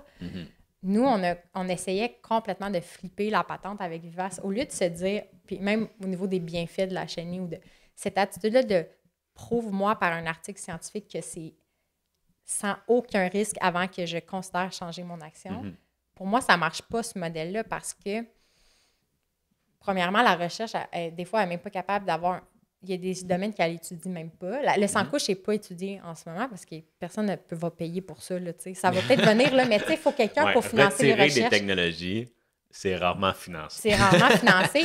Fait que, nous, notre posture de départ, c'est de dire, OK, au lieu d'essayer d'adresser un symptôme puis de revenir en arrière par la recherche pour dire pourquoi ça cause ça, puis non, c'est de revenir à l'essentiel puis à comment l'humain a évolué avant, puis c'était quoi son contexte dans lequel il s'épanouissait, puis comment on est capable de reproduire ça à l'ère moderne, puis de savoir que tous les animaux vivent sans couche, puis l'humain a évolué sans couche. Bien, moi, ça m'inspirait. En tout cas, bref, fait que ça a été ça m'a comme aidé quand même. Ouais. Puis ça l'a amené vers nous plein de personnes le fun aussi, parce que y a des gens qui disaient « Ah, c'est full intriguant. » Puis... Parce que pour que quelqu'un dise « Wow », tu sais, comme que quelqu'un aime vraiment ou comme accroche vraiment à ce que vous faites, ben faut aussi... Tu peux pas juste avoir ça. Ça prend un niveau de critique, j'ai l'impression. Ça prend comme des forces un peu polarisées là, pour commencer à exister. Là, de dire comme... Il y a des gens là, qui nous ont écrit comme « Oh, wow, c'est trop cool, je vais essayer ça. » Ou comme « Ah, moi aussi, je fais ça. » Puis j'en parle aux gens, mais tu sais, c'est tellement nouveau, je me sens tout seul, whatever. Fait qu'il y avait des gens comme ça. On a attiré beaucoup de gens, mais on a repoussé aussi plein de gens qui sont comme « Coucou, les amis, pas de couche. Wow. » Fait que tu sais, c'était intéressant de le vivre, tu sais.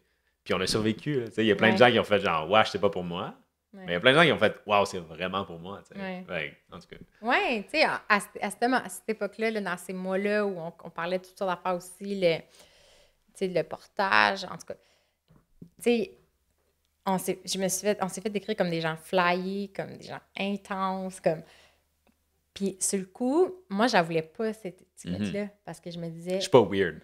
Je suis pas weird, puis je suis pas rebelle. On n'est vraiment pas des rebelles. On aime juste questionner les choses. Puis des fois, on va suivre certaines normes parce qu'ils font du sens pour nous. Puis il y a des fois il y a des choses que, à partir du moment où ça fait plus de sens, on n'est juste plus capable d'agir. Mais j'ai fortement pas une norme de rebelle, même si je suis capable d'en mettre des systèmes en question. Genre, on nage pas contre courant juste parce qu'il y a du courant. Parce que c'est le fun, puis de dire comme, je veux juste être absolument différente de tout le monde. Le courant n'aura pas le contrôle sur nous. Ça n'a pas rapport. Nous, c'est plus comme, ben, tu sais, on se pose des questions, puis comme... À un moment donné, on se rend compte qu'on va à contre-courant, puis on est comme, alright, ben, tu sais, si ça prend ça pour se sentir intègre, ben, on va aller à contre-courant. Moi, j'étais pas zen de même. J'étais pas comme, alright, je vais mettre mon canot. Moi, ça a été un méga tournant, mais je pense que pour toi aussi, là, parce que, au fond de toi, ça t'arrivait à certains moments de dire, peux-tu juste être normal? Il me semble qu'on avait ces discussions de dire, il me semble que ça ferait du bien d'être dans une gang de monde qui pense comme nous, puis qu'on se sent pas que. Notre vision est bizarre ou que les gens ne nous comprennent pas ou qu'on doit se taire parce qu'on déstabilise les autres personnes. Je peux juste me sentir intègre puis aller avec le courant en même temps. Oui, c'est ça. comme... Pourquoi c'est si difficile? Ouais. Puis moi, je pense qu'il y a un moment aussi où j'arrivais juste pas à comprendre que l'humain en est rendu là dans sa vie, tu sais, à quel point notre style de vie est dénaturé, puis que les pratiques comme le pot à pot, le cododo, c'est toutes des pratiques traditionnelles. C'est les pratiques traditionnelles depuis toute notre évolution. Puis que là, on est considérés comme étant des weirdos de vouloir appliquer ça, puis qu'on doit se justifier. Tu sais, le livre de James McKenna sur le sommeil partagé, le cododo, il faut qu'il ressorte. C'est 30 ans de recherche pour prouver que c'est pas dangereux. Mais c'est ce qu'on a fait pendant des millions d'années pas dangereux. Pas dangereux. En tout cas, même moi, là, il y avait une grosse dissonance de dire c'est juste bizarre de devoir m'exposer pour justifier un peu les choses, pour que la personne soit le moindrement ouverte à ce que je vais présenter comme idée qui n'est pas mainstream. Mais finalement, je pense que c'est une époque aussi où on a réalisé qu'on n'avait pas à convaincre les gens. On revenait toujours à cette posture-là qu'on est juste là pour incarner. On est là pour incarner le changement pour notre enfant, partager ce qu'on découvre en cours de route, puis que les gens avec qui ça résonne, ils vont nous trouver, puis c'est tout, tu sais. Puis je pense que il y a une partie de moi qui veut mettre en lumière la problématique, puis je veux amener une prise de conscience, mais il faut que je let go, que ça se peut que ça résonne jamais avec certaines personnes, puis qu'ils ne voient jamais ce que je vois, puis qu'il faut que j'arrête de penser que je suis folle parce qu'il y a quelqu'un qui ne voit pas ce que je vois non plus, tu sais. C'est ça. Puis, fait que ça, je pense que c'était une époque aussi où on avait un gros rush d'adrénaline parce que c'était comme la première année de vie de Marc Aurèle. Ouais. On essayait plein de choses. Tu sais, veux pas... Il y a plein de pratiques qui sont traditionnelles, mais pas conventionnelles. On était assez diligents avec ces pratiques-là. Fait que, tu sais, comme c'était intense. Puis c'était notre premier enfant. Fait que ça, c'était intense. Puis à ce moment-là, on bougeait beaucoup parce qu'on a toutes des réflexions sur la vie de clan aussi. Fait que, en tout cas, ça a été... La première année de Marc Aurèle a été vraiment intense. On peut dire ça comme ça. Ouais. Puis là, après, ce qui est arrivé, c'est une autre phase, puis on va comme... C'est comme... On dirait la dernière... C'est comme la traversée du désert avant qu'on ait eu... Que la lumière soit revenue, là, c'est que après le méga rush d'adrénaline, là, c'était juste la vie comme continue, puis il n'y a juste jamais de répit. Puis c'est juste, un essoufflement, comme j'étais complètement vidée. Parce qu'après l'intensité, là, on dirait que j'avais plus rien pour... J'avais plus de carburant, là. C'est comme... Déjà, les premiers... Ouais, c'est ça. La première année, c'est pas mal sur l'adrénaline, mais tu te rends compte après que ça va continuer pour un temps indéterminé. C'est juste un nouveau style de vie, tu sais. C'est comme une page qui s'est tournée. Oui, tu sais, puis on en a parlé dans nos stories, mais quand on a décidé de déménager à la campagne parce que, justement, dans la première année de vie de Marc Aurèle, j'étais vraiment dans la perspective de reverdir la ville. Puis si on était resté en ville, tu sais, on habitait au 2e étage, je me disais, je crois vraiment qu'il y a toujours des solutions. Tu sais. Fait qu'on on a pensé à chaque pouce carré de notre appartement. Là. On a des vidéos, là, je pense qu'on a 50 vidéos de tous les tests qu'on a fait à cette époque-là. J'ai questionné chaque pouce carré de l'appart, comment dynamiser son corridor. J'ai même considéré mettre une cachette dans notre puits de lumière. Là, on a réaménagé notre balcon pour essayer de vivre dehors. On a dormi dehors pendant les journées de canicule. On a testé plein d'affaires. Puis la prochaine étape, c'était sûrement de faire une ruelle verte puis de se créer une petite vie de village à l'échelle de notre quartier, de notre ruelle, en fait. Fait que ça, c'était comme... Font, hein? Mais on dirait qu'il y a une suite d'événements qu'on a parlé dans l'épisode sur notre déménagement qui a fait qu'on avait un appel pour de la nature qui était la nature un peu sauvage. Puis on avait aussi besoin, c'est ça, d'une vie de village où il y a un gros focus sur le tissu social. Mais quand on a déménagé, on a eu l'aspect de nature, mais on s'est éloigné de nos familles, puis il y a une pénurie de garderie qui fait que toi, tu es devenu papa à la maison. Ouais. Puis au début, ça a fait « Ah, yeah, OK, ça va marcher, on va le toffer. » Mais à un moment donné, c'est comme... Là, on se rend compte comment c'est dur à soutenir aussi comme rythme. Ben, c'est inhumain, là, d'être... La parentalité, c'est un peu une découverte qu'on a faite avec l'arrivée de Marc Aurèle, mais c'est inhumain comment c'est géré en ce moment, là, d'être isolé avec un enfant. Puis même si on a de l'aide une fois de temps en temps, ça peut jamais répliquer l'espèce de vie de village dans lequel on a évolué, là, où il y a tout le temps quelqu'un qui peut aider. Ouais. Tout le temps. Ouais. Fait que moi, ça a été une époque, même après le déménagement, où pour vrai, là, on est en amour avec la maisonnette, on a nos voisins, sur le même terrain, il y a des amis qui vivent dans la maison d'à côté, comme c'est vraiment génial. Ben, on dirait qu'il me manquait encore quelque chose. Puis j'ai atteint un niveau d'épuisement où je disais à Vince, des fois, je pleurais, puis j'étais là, j'abandonne. Vince, j'abandonne. Puis une fraction de seconde passait, puis j'étais comme, ah, fuck, je peux pas abandonner, il n'y a rien qui change. Oh, qu'est-ce qu'on a? Je peux pas caler malade, je peux pas appeler mon boss puis dire j'abandonne. J'abandonne, genre j'ai pas de boss, tu sais, j'ai pas de paiement de maladie, mais au-delà, tu sais, d'être payé, prendre une pause de travail pour un burn-out, c'était juste ça de dire, OK, ben il faut quand même que je me lève le matin puis que je m'occupe de mon enfant.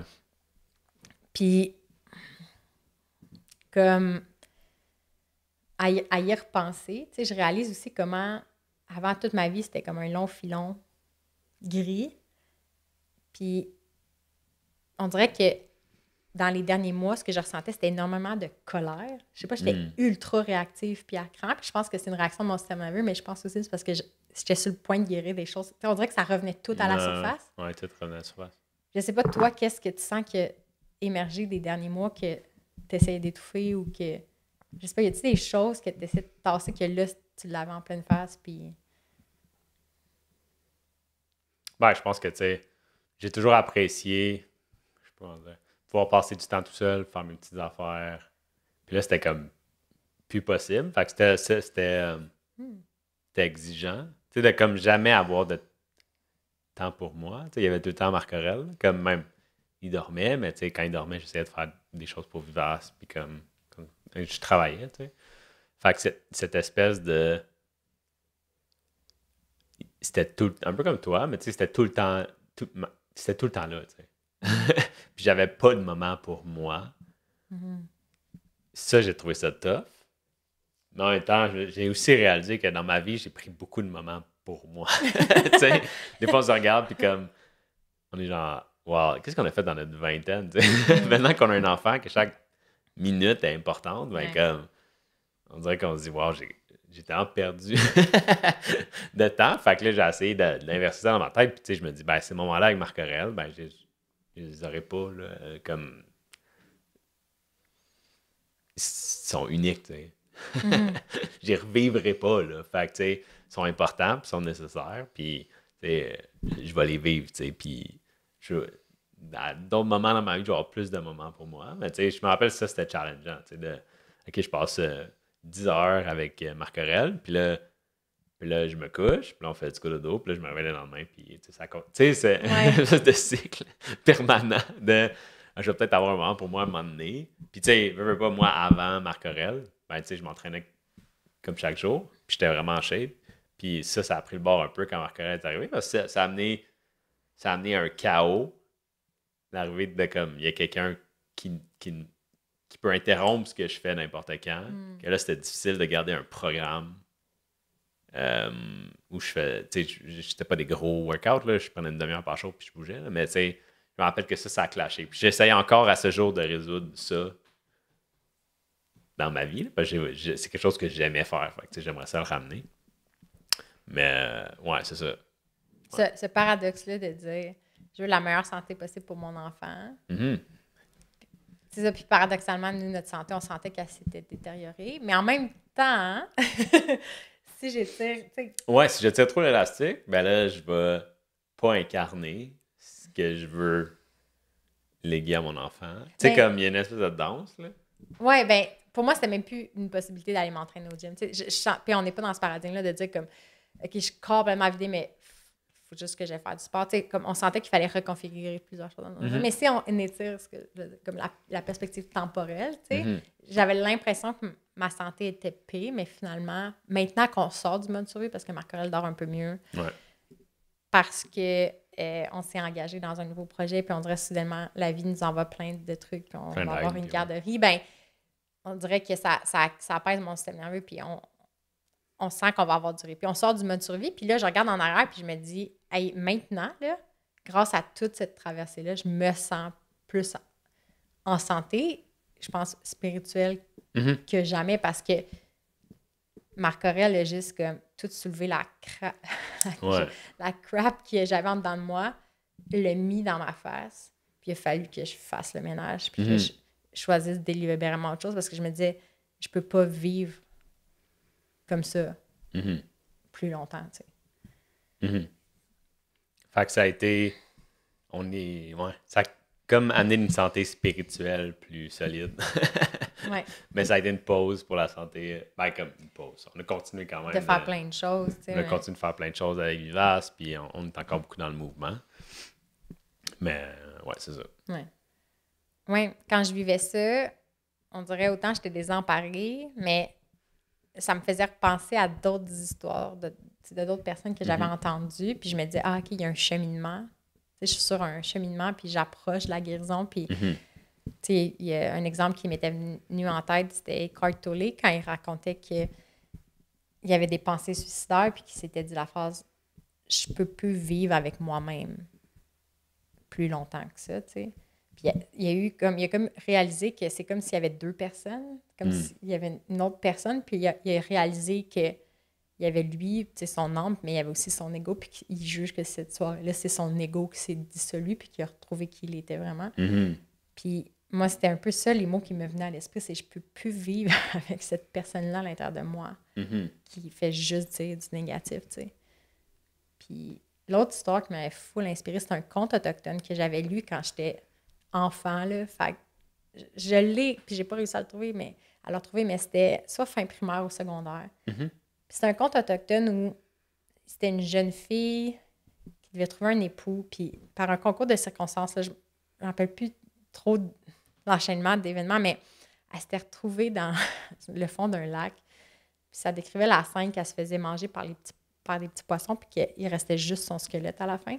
Puis moi, comme enfant, j'étais horrifiée parce que j'avais pas de compréhension de la symbolique des choses. Puis mon père, c'était assis avec moi, puis il m'avait expliqué super calmement. Il dit non, mais c'est juste pour démontrer que avant de trouver la voie ou de renaître, la vie va tu sais, t'es dépossédé.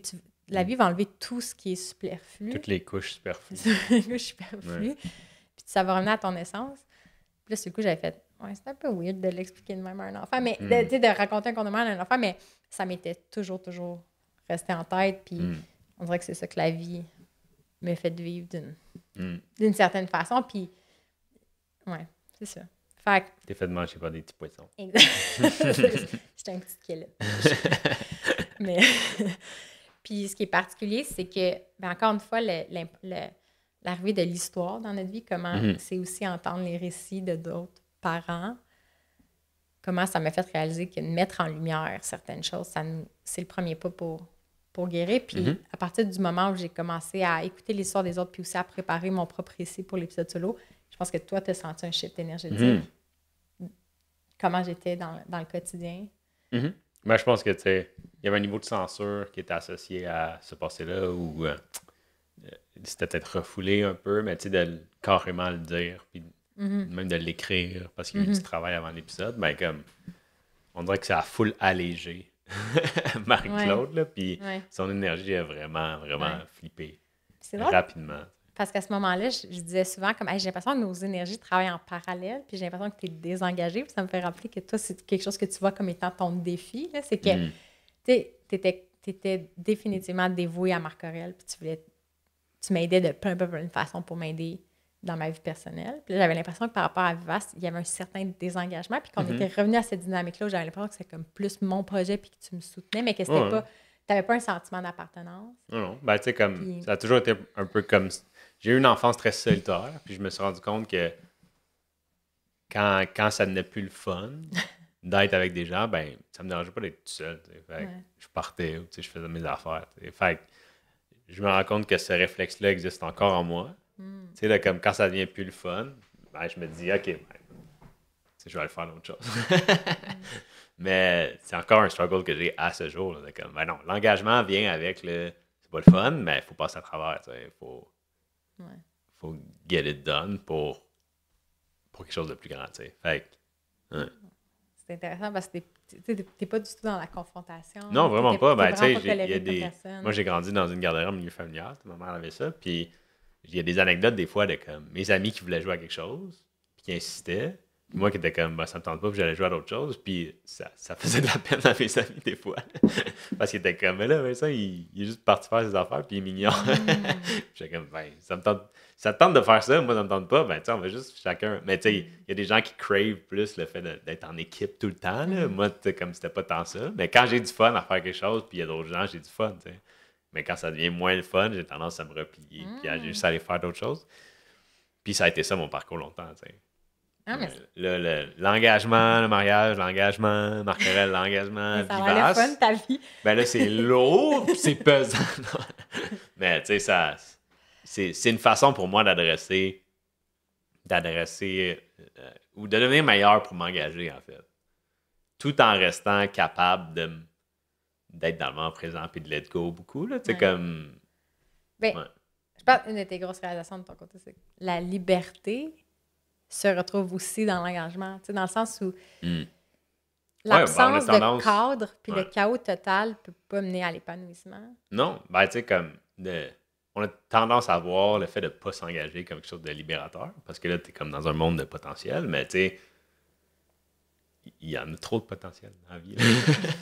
Il y en a trop, puis tu es tout le temps à la merci de la nouvelle affaire qui va arriver dans ta vie. Fait de t'engager, de dire, comme, OK, non, mais maintenant, ça va être, mettons, avec un mariage, ça va être juste avec cette personne-là pour toujours. Ben là, ça restreint le potentiel, mais il est encore là, le potentiel. Il y a plein de choses que tu peux faire dans ce potentiel-là.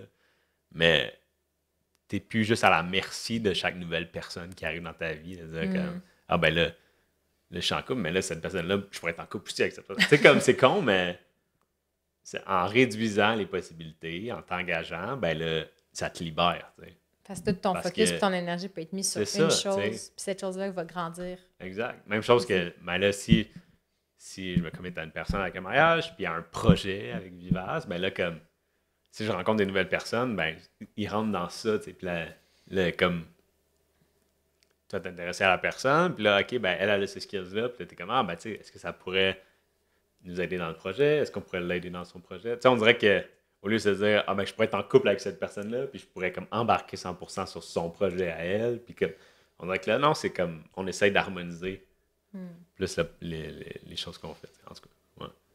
Je sais pas si c'est clair. Ben, je pense que ça fait quand même du sens. Puis, tu sais, ça résonne parce que c'est vrai que dans les derniers mois, moi, je sentais un certain désengagement. Puis, je t'en parlais, puis tu disais que, tu sais, que non, que c'est pas ce que tu vivais. Mais maintenant, moi, j'ai retrouvé comme un peu mon énergie créative. Puis, qu'on a une nouvelle. La suite de Vivace, parce que nous, ça a été aussi ça de se réengager vers Vivace. C'est-à-dire, OK, si on est essoufflé, ben on peut retourner dans la vie normale, en guillemets, trouver des jobs steady, puis comme dès qu'on a un CPE, de recommencer à travailler à temps plein sur d'autres choses, puis il a fallu se réengager vers Vivace. On dirait que c'est comme la vie te met des épreuves, puis c'est à nous de se poser puis de dire est-ce que c'est encore ça que je veux. Puis la réponse, ça aurait pu être qu'effectivement, c'est pas pour nous, qu'on n'est pas fait. T'sais, on est tanné d'être entrepreneur, quoi. Ça. Moi, je pense que je doutais de mes capacités d'entrepreneur, mais j'ai jamais vraiment douté que c'est ce que je veux faire dans la vie. Puis j'ai des idées jusqu'au jour de ma mort. Mais fait qu'on on s'est réengagé envers Vivace, puis on a trouvé une façon de recommencer à créer qui résonnait beaucoup plus avec ton style qui est d'improviser. Puis je pense que là, ton énergie aussi est revenue, puis ta joie de vivre. Fait que tu me disais à ce moment-là comme « Oh non, t'es 100% engagé », mais je le sentais un peu. En tout cas, je le sens. Avant, je parlais pas tant d'énergie, mais là, je suis comme énergétiquement, tu n'étais pas disponible, Vincent.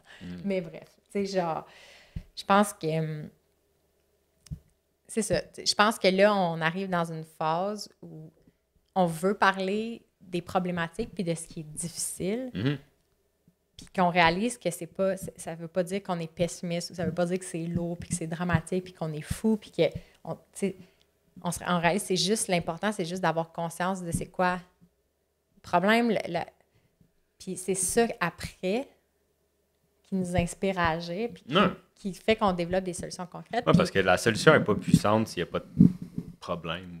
Il faut quand même être capable de danser entre ces deux choses-là, comme une solution puissante puis un problème grave. Puis il ne faut pas rester juste...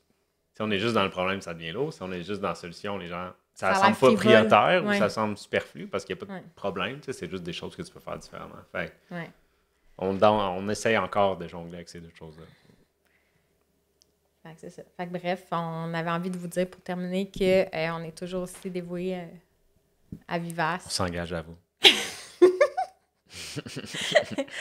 Et que là, on sent aussi qu'on entre dans une nouvelle phase où, d'un côté, on veut continuer d'expérimenter parce que c'est notre mode d'apprentissage. On a énormément de plaisir à faire ça. Marc-Aurèle est à un âge où il interagit de plus en plus, puis on redécouvre le monde avec lui. Fait qu'on veut faire plein de choses à ses côtés. Et de l'autre côté, ben, on rentre dans une étape que moi, j'ai eu beaucoup de résistance avant, mais c'était de cristalliser le savoir un peu, puis de dire « Hey, j'ai des idées qui peuvent vous servir », puis de le packager de manière plus éducative. Je suis comme nerveuse en parlant de ça, mais c'est ça. Restez à l'affût parce que très prochainement, on va offrir un atelier gratuit. Puis ça va être sur, justement, les forces invisibles qui nous maintiennent inactifs, puis qu'est-ce qu'on peut faire pour créer un autre style de vie puis léguer autre chose à nos enfants. Ça va être ça le focus. Puis, c'est ça. Puis on va aussi annoncer comme un grand projet qui nous attend pour 2023. Qui va arriver à peu près en même temps que le 1 an de Vivace. Oui! Plus ou moins. Fait que c'est une grosse étape pour le 7 avril, c'était la renaissance de Vivace. Et on avait choisi cette date-là parce que c'est l'anniversaire de ma grand-maman qui m'a beaucoup inspirée dans la vie. Et pour ceux qui écoutent cet épisode-ci, comme en rediffusion, puis que vous avez manqué les dates,